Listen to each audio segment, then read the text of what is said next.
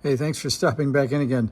So I got on to experiment number 2, which is, can I get any difference by using the transmit buffer JFET as a 2N5486, a J112, or a J111?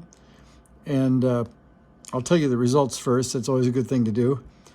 Didn't make really any big difference in the output. You can see that I got about 600 millivolts out of the buffer with the J111.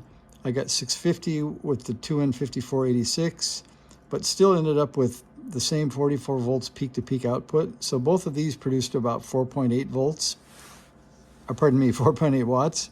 And this is just slightly less. You could see the driver output was just a little bit less. So I think I'd be inclined to use the J111s in the muting circuit instead. They probably would work fine as a mute here. Right before the audio amp, there's a mute circuit. I could use those J111s here and keep the J112s for the VFO and the driver.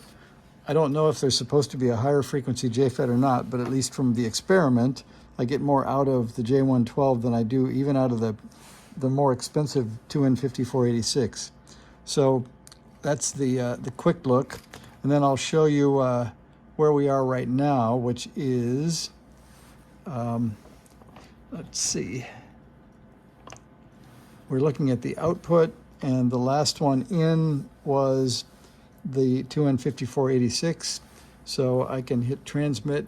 You can see the output is still 10, 20, 30, 40, maybe 42, 44, something like that. There's a little bit of change up and down with the driver control, but I think I left it up. And then I can't transmit too long because the result of these two experiments is I found that my 2N2222 driver is getting hot.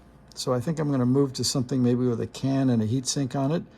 Not that I would use this for my keying method later, but I think it'll make it more robust if I put a metal can 2N222 or maybe something a little bigger there and put a heat sink on it. But other than that, I think the experiments are a success. Will lead me to use J111s maybe for audio and J112s and the 5486s for RF.